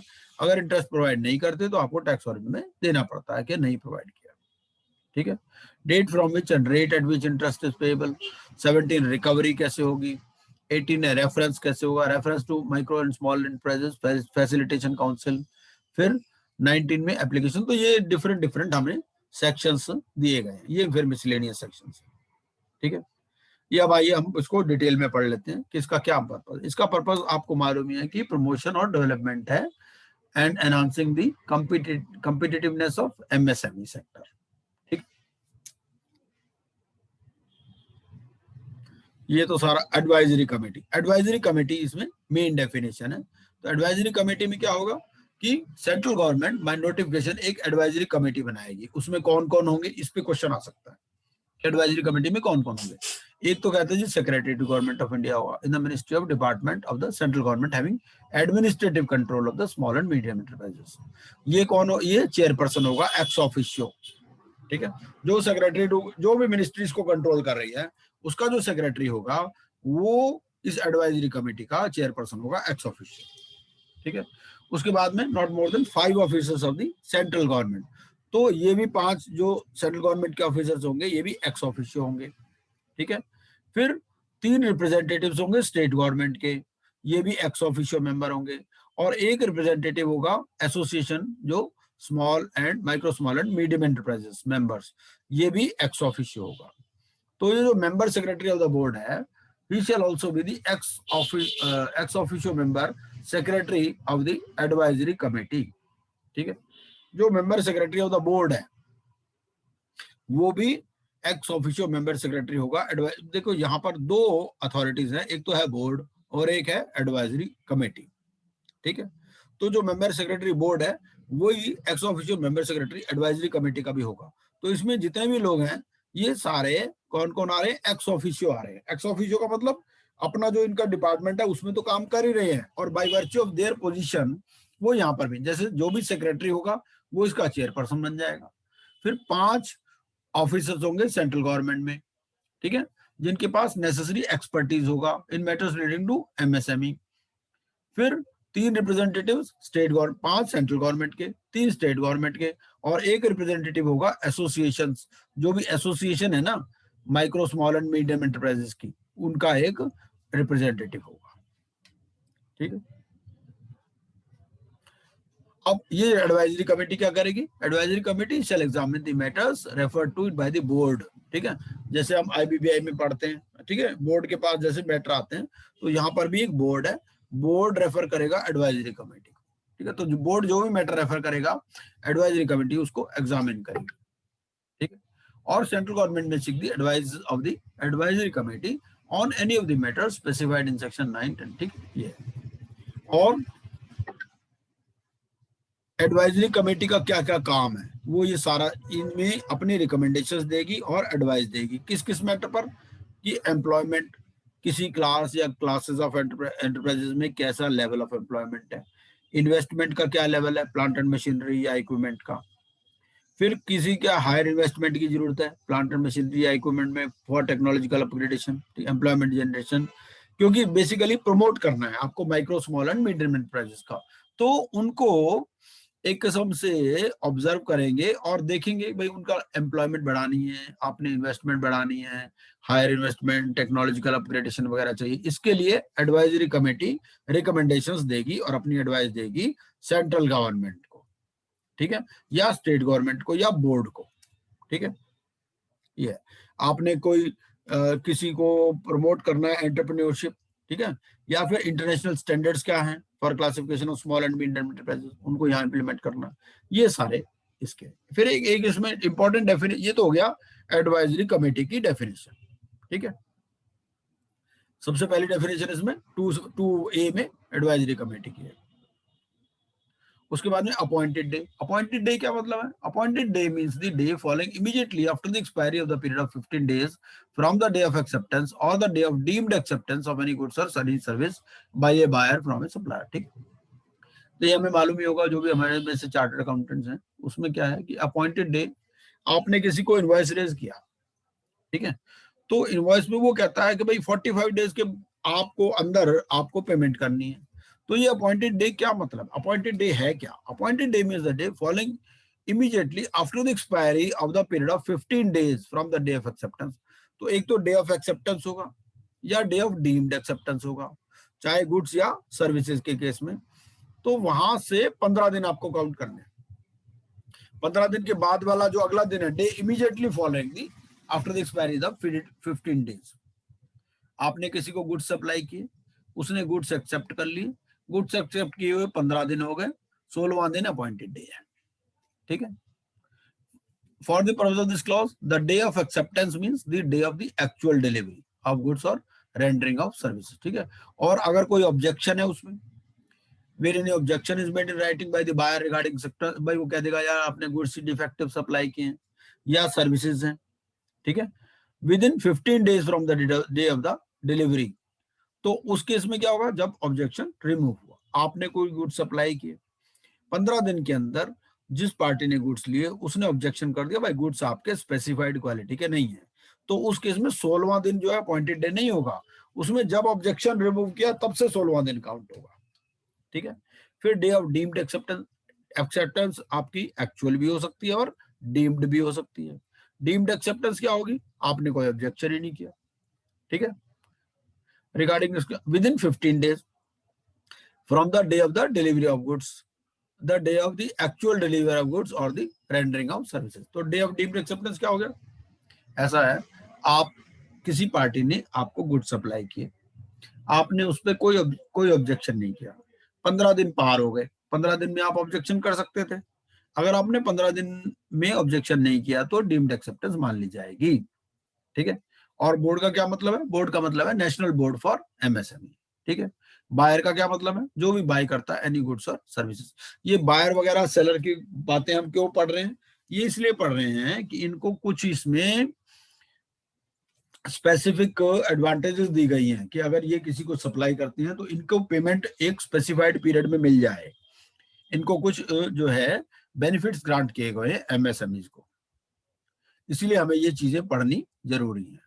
फिर एंटरप्राइज क्या है, सेक्शन 2 सबसेक्शन ई ये बात करता है एंटरप्राइज की। तो एंटरप्राइज मींस, आप बता दीजिएगा जब खत्म करना हो, वरना मैं तो पढ़ता रहूंगा इसको। मेरे हिसाब से तो हम पूरा कर सकते हैं इसको, I think by 8:45 we can complete it.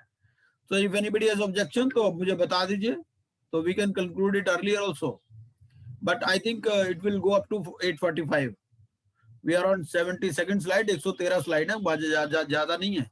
I think within next 20-25 minutes I'll be completing it।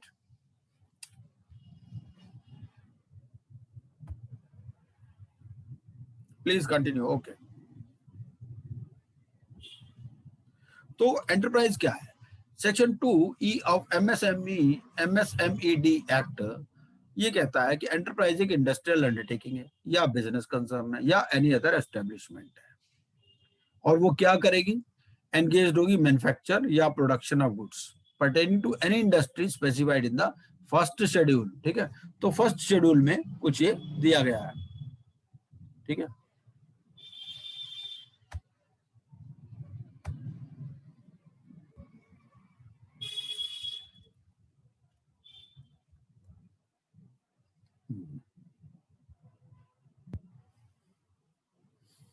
और एंगेज्ड इन प्रोवाइडिंग और रेंडरिंग ऑफ एनी सर्विस और सर्विसेज। ठीक है, तो एंटरप्राइज का ये मतलब है कि गुड्स या सर्विसेज में वो एंगेज्ड है। फिर enterprise means an industrial undertaking और ए बिजनेस कंसर्न और any other establishment by whatever name called. ठीक है, इंडस्ट्रियल अंडरटेकिंग है या बिजनेस कंसर्न है या एनी अदर एस्टेब्लिशमेंट है जो भी गुड्स या सर्विसेज की मैन्युफैक्चर या प्रोडक्शन करती है। ठीक है, जो फर्स्ट शेड्यूल में दिया गया है to the industries development IDRA act में दिया गया है।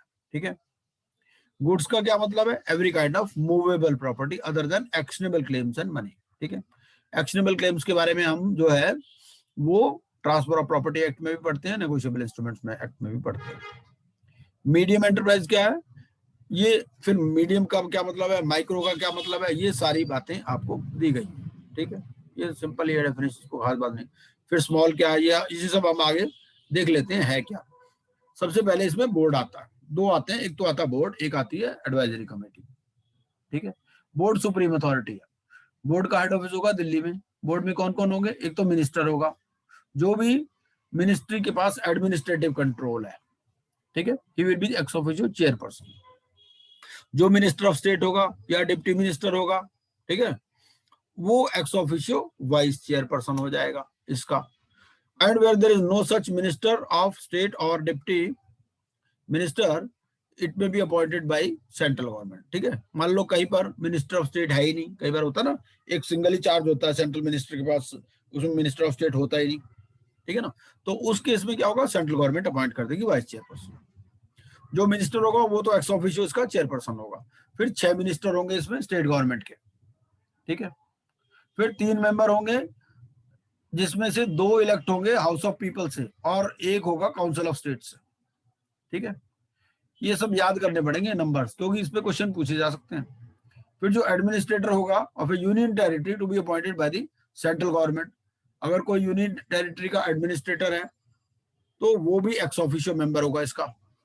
ठीक है, फिर secretary to the government of India in charge of ministry having administrative control, secretary भी इसका मेंबर होगा। बोर्ड का में ये बोर्ड के मेंबरों की बात चल रही है। ठीक है, 4 सेक्रेटरीज होंगे to the government of India to represent the ministries of the central government dealing with commerce and industry, finance, food processing industries, ये सब। ठीक है, तो इन ये जो मिनिस्ट्रीज हैं, जो सेंट्रल गवर्नमेंट की मिनिस्ट्री है, जो कॉमर्स एंड इंडस्ट्री से डील करती है, फाइनेंस से डील करती है, फूड प्रोसेसिंग इंडस्ट्री से डील करती है, लेबर या प्लानिंग से, तो इनके जो सेक्रेटरीज हैं वो भी इसके मेंबर होंगे, बोर्ड के मेंबर होंगे। फिर जो चेयरमैन है of the board of directors of the national bank, ex officio, ये भी होगा।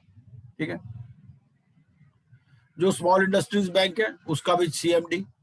फिर IBA का चेयरमैन। फिर एक रिजर्व बैंक का ऑफिसर होगा जो ED से कम की पोस्ट का नहीं हो। फिर 20 लोग होंगे जो एसोसिएशंस है, डिफरेंट एसोसिएशंस हैं, उसके रिप्रेजेंटेटिव। ठीक है, और इसमें से जो 3 एसोसिएशंस होंगी, not less than 3 persons representing association of women's enterprises. ठीक है, और 3 होंगे जो माइक्रो के होंगे। ये सारा इन्होंने बाइफर्केशन दिया हुआ कि बोर्ड के मेंबर कौन कौन से होंगे। ठीक है, इस पे क्वेश्चन पूछा जा सकता है क्योंकि ये थोड़ा सा याद करना पड़ेगा आपको।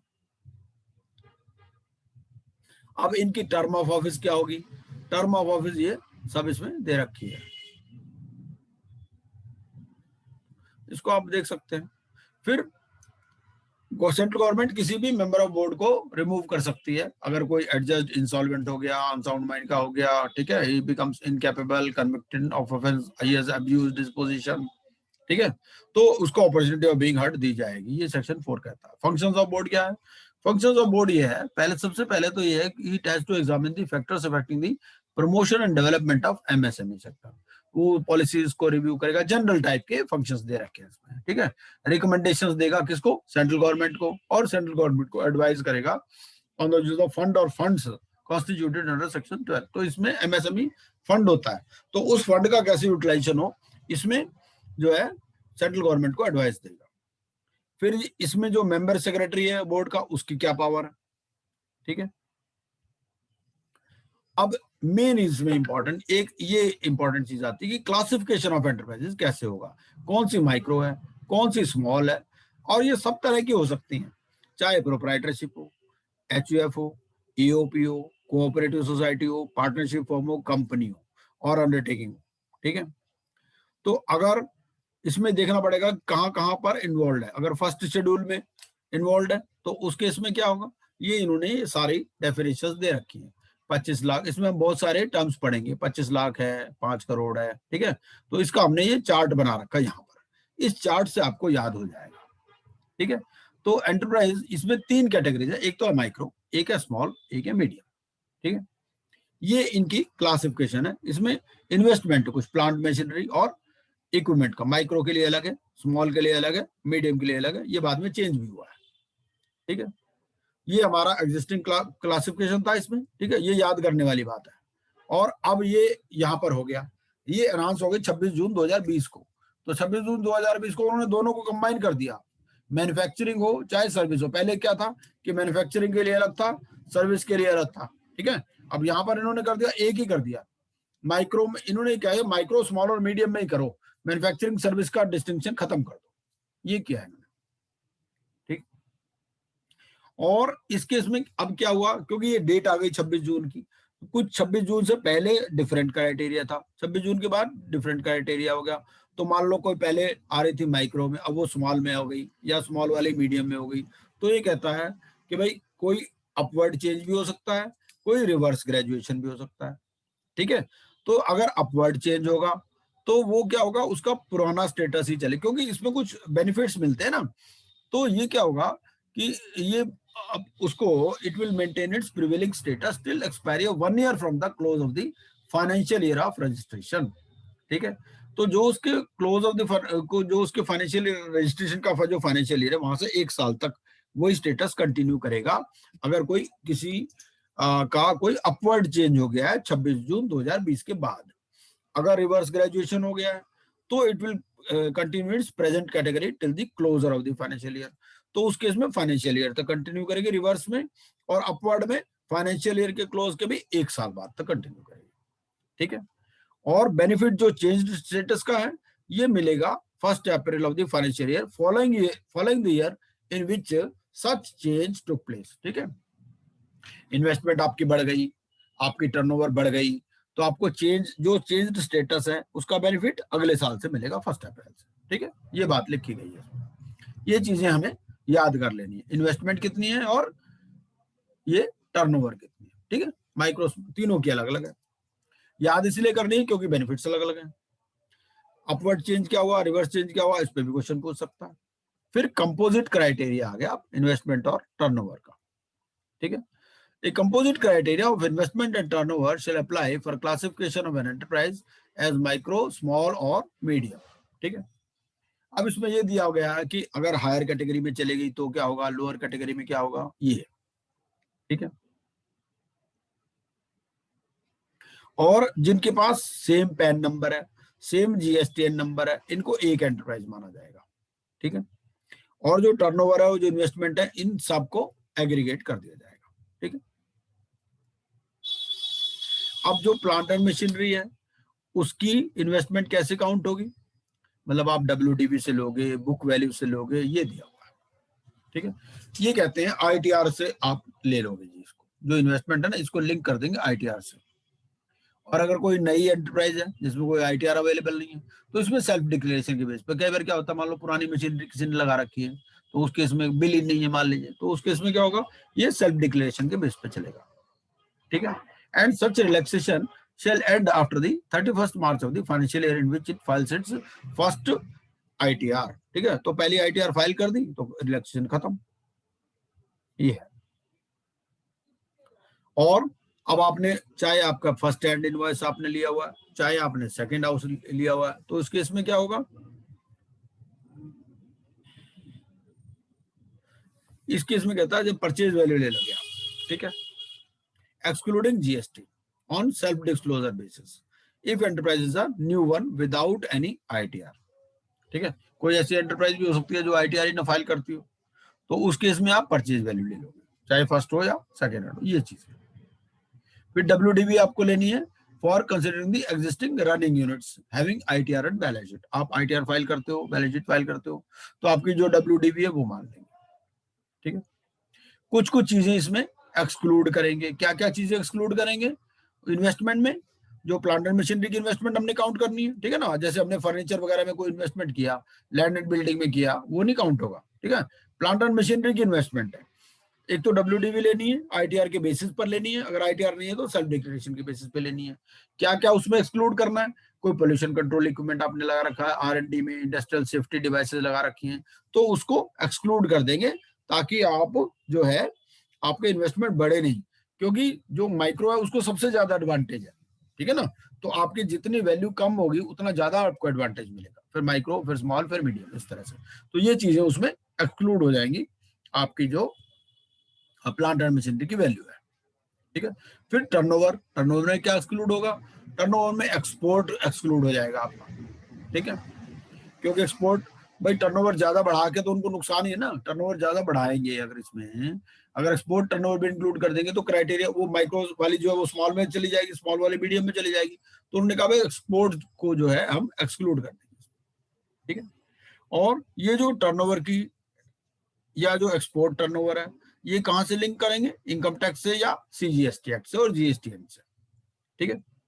ये और कोई मान लीजिए ऐसी टर्नओवर है, the turnover related figures of such enterprise which do not have pan, अब मान लो किसी के पास पैन नंबर नहीं है तो ये सेल्फ डिक्लेरेशन बेसिस पे चलेगी, ठीक है, 31/मार्च 2021 तक। उसके बाद में पैन और GSTN मैंडेटरी हो जाएगा, ठीक है। सेंट्रल गवर्नमेंट एडवाइजरी कमेटी बना देगी, ये एडवाइजरी कमेटी हमने बता दिया, पहले ही आपको बता दिया, वो डेफिनेशन में ही आ गया सारी चीजें, ठीक है। ये आपको याद कर लेना है, ये सब मैंने आपको पहले ही बता चुका हूं कि क्या करेगा, एम्प्लॉयमेंट, इन्वेस्टमेंट, ये सब चीजें। फिर एक मेमोरेंडम, ये सेक्शन 8, ये इंपॉर्टेंट चीज है, मेमोरेंडम की बात है। कोई भी आदमी जो MSME एस्टेब्लिश करना चाहता है, ठीक है, या उसने पहले से एस्टेब्लिश कर रखी है, तो ये क्या करेगा, एक मेमोरेंडम फाइल करेगा MSME का, ठीक है। किस अथॉरिटी के पास? जो भी स्पेसिफाइड अथॉरिटी होगी, स्टेट गवर्नमेंट की या सेंट्रल गवर्नमेंट की। अगर किसी ने 2006 से पहले ही कर रखा है, कुछ पहले बना रखी है, तो उस केस में क्या होगा,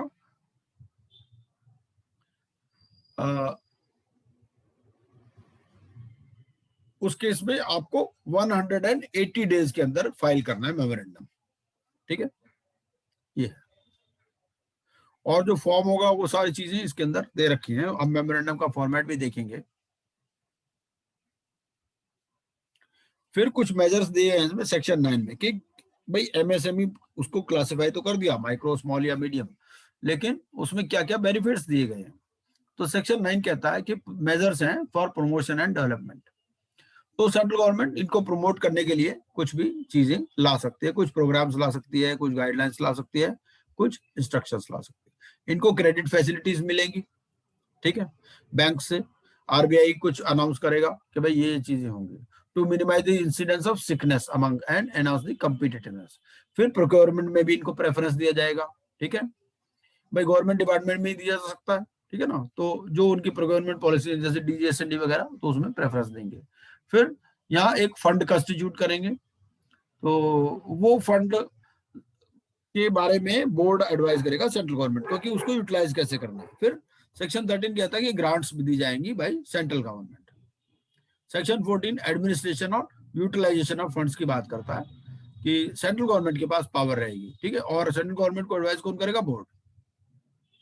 ये डिलेड पेमेंट्स के बारे में बात करता है कि जो बायर है, बायर कोई भी MSME से डील करता है तो उसको स्पेसिफाइड पीरियड में ही पेमेंट उसकी करनी है, ठीक है, जो भी डेट एग्रीड है, ठीक है। और अगर कोई डेट एग्रीड नहीं है तो उस केस में अपॉइंटेड डे हमारा क्या आ गया? 15 डेज आ गया, ठीक है ना। और ये किसी भी केस में 45 डेज से एक्सीड नहीं करेगा, ठीक है। डे ऑफ एक्सेप्टेंस या डे ऑफ डीम्ड एक्सेप्टेंस वो हमने पढ़ लिया, ठीक है। तो ये कहता है कि भाई आप अपॉइंटेड डे को पेमेंट कर दो, आप 15 दिन के अंदर पेमेंट कर दो, और मैक्सिमम आप 45 दिन के अंदर ही पेमेंट कर सकते हो। कई बार क्या होता है, क्रेडिट पीरियड लिखा होता है, ठीक है, भाई क्रेडिट पीरियड लिखा है जी, हम तो 2 महीने बाद, 2 महीने का क्रेडिट अलाउड है, ठीक है। तो उस केस में ये एक्ट कहता है कि अगर आप MSME से डील कर रहे हो तो 45 दिन से ज्यादा क्रेडिट आप अवेल नहीं कर सकते। आप ये नहीं लिख सकते इसमें तो 2 महीने का क्रेडिट अलाउड है, ठीक है। तो 15 दिन मिनिमम और मैक्सिमम 45 डेज। अगर कुछ लिखा है तो भी, मतलब किसी भी case, mean no case the period agreed will exceed this, ठीक है। फिर सेक्शन 16 बात करता है date from which and rate at which interest is payable, ठीक है। पेमेंट नहीं किया, 15 दिन में नहीं किया, 45 दिन में नहीं किया, तो आपको कंपाउंड इंटरेस्ट देना पड़ेगा विद मंथली इंटरेस्ट, ठीक है। At 3 times of the bank rate notified, जो रिजर्व बैंक का रेट है उसका 3 गुना देना पड़ेगा आपको, जो भी अपॉइंटेड डे है आपकी। फिर डिलेड पेमेंट्स, ये liability of buyer to make payment, ठीक है। ये सेक्शन 15 बात करता है, और किस डेट पर ये सब आप मैंने बता दिया। रिकवरी कैसे होगा, ठीक है ना। तो ये जो है, फॉर एनी गुड सप्लाइड और services rendered by the supplier, the buyer shall be liable to pay the amount with interest thereon as provided, ठीक है। Reference to micro and small enterprise facilitation council, तो एक facilitation council बनाई जाएगी। ये सारा मैंने आपको बता ही दिया, तो खास बात नहीं है। ये क्या काउंसिल के बारे में और देख लेते हैं जरा, कि इसकी काउंसिल की कंपोजिशन क्या होगी। तो हमने 3 चीजें पढ़ी, एक तो पढ़ा हमने बोर्ड, और एक पढ़ा एडवाइजरी कमेटी, एक है काउंसिल। तो ये काउंसिल में क्या क्या होगा, काउंसिल में ये लोग होंगे, ठीक है। 3 से कम नहीं होंगे, 5 से ज्यादा नहीं होंगे, ठीक है। इनमें से अपॉइंट होंगे director of industries, office bearer या रिप्रेजेंटेटिव ऑफ एसोसिएशंस, बैंक का रिप्रेजेंटेटिव होगा, और जो जिसकी स्पेशल नॉलेज होगी इंडस्ट्री, फाइनेंस, लॉ, ट्रेड और कॉमर्स। तो इनमें से 3 से कम नहीं और 5 से ज्यादा नहीं मेंबर अपॉइंट होंगे, एक फैसिलिटेशन काउंसिल होगी, ठीक है। और ये जो क्लॉज 1 में दिया गया है वो चेयरपर्सन होगा। क्लॉज 1 में कौन दे रखा है, जो डायरेक्टर ऑफ इंडस्ट्रीज है, ठीक है। और any other officer not below the rank of such director in the department of the state government having administrative control of the small scale industries और द केस में micro, small and medium enterprises.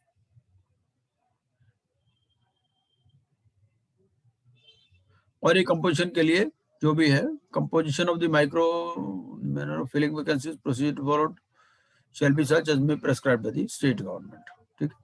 तो हर state में ये facilitation council बनाई गई है, ठीक है। ये हर स्टेट में है।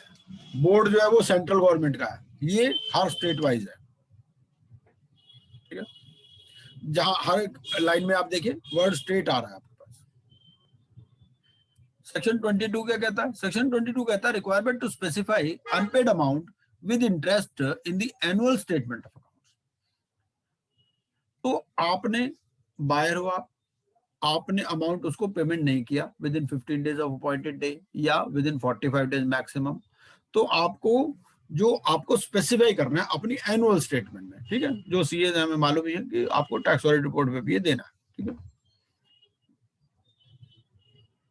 ये इंटरेस्ट अलाउ नहीं होगा आपको, ठीक है। फिर इसके में आता है सेक्शन 25 क्या कहता है, ये कहता है scheme for closure of business. ये स्कीम ऑफ क्लोजर क्या बिजनेस की है कि सेंट्रल गवर्नमेंट में with view to facilitating closure of a business by micro small enterprises. तो कंपनीज के अलावा जो बिजनेस हैं वो कोई उनके लिए स्कीम भी ला सकती है, ठीक है।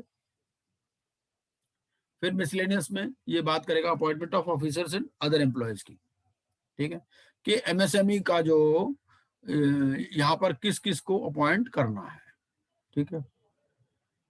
पेनल्टी कॉन्ट्रावेंशन के लिए क्या है, फर्स्ट कॉन्ट्रावेंशन में 1000 रुपए तक पेनल्टी है, सेकंड सब्सिक्वेंट कॉन्ट्रावेंशन में 1000 और 10,000 तक हो सकती है, 1000 से 10,000 तक हो सकती है। और अगर बायर होगा तो बायर के केस में 10,000 से कम नहीं होगी, ठीक है। Courts, no court inferior to that of metropolitan magistrate और magistrate of the first class, ठीक है। ये इतना कोई इंपॉर्टेंट नहीं है। तो पावर टू मेक रूल्स है, power to remove difficulties and repeals, ठीक है जी। Thank you very much. इसमें मेन जो चीजें याद में रखने वाली है ना माइक्रो, स्मॉल एंड मीडियम में, तीन चार चीजें याद में रखने वाली हैं। एक तो आपसे ये पूछ सकता है कि जी फैसिलिटेशन जो काउंसिल है ये स्टेट की होती है सेंटर की होती है, ये बेसिक बात तो पता होनी चाहिए, ठीक है। फिर उसके बाद आपसे इस पे पूछ सकता है ये पेमेंट की 15 दिन और 45 दिन वाला पूछ सकता है, ठीक है। फिर किस रेट पर, जैसे 3 टाइम्स है रेट, आपको इंटरेस्ट पेमेंट करना पड़ेगा, ये अलाउ नहीं होगा इनकम टैक्स में। कुछ क्वेश्चन फिर आपसे इस पे पूछ लेगा वो ये जो क्राइटेरिया है इन्वेस्टमेंट और टर्नओवर का, इसके बारे में पूछ सकता है कि WDV लेंगे, कॉस्ट लेंगे, क्या लेंगे। अगर ITR फाइल्ड है, ITR फाइल्ड नहीं है, उस केस में इस पे भी कुछ क्वेश्चन पूछे जा सकते हैं आपसे। ठीक है, तो ये वाला क्राइटेरिया जो चेंज ओवर होगा, अगर अपवर्ड चेंज है, डाउनवर्ड चेंज है, उसके बारे में भी पूछा सकता है कि पहले क्राइटेरिया ये था, बाद में क्राइटेरिया ये हो गया। ठीक है, तो इस तरह से थोड़ा थोड़ा याद कर लेंगे तो मेरे हिसाब से काफी कुछ हमने कर लिया है। आज दोनों ही हमने एक्ट देख लिए, micro small and medium enterprises भी देख लिया और प्रिवेंशन ऑफ करप्शन एक्ट भी देख लिया। इसकी रिकॉर्डिंग भी हमारे पास अवेलेबल है, तो ये मैं अब रिकॉर्डिंग बंद कर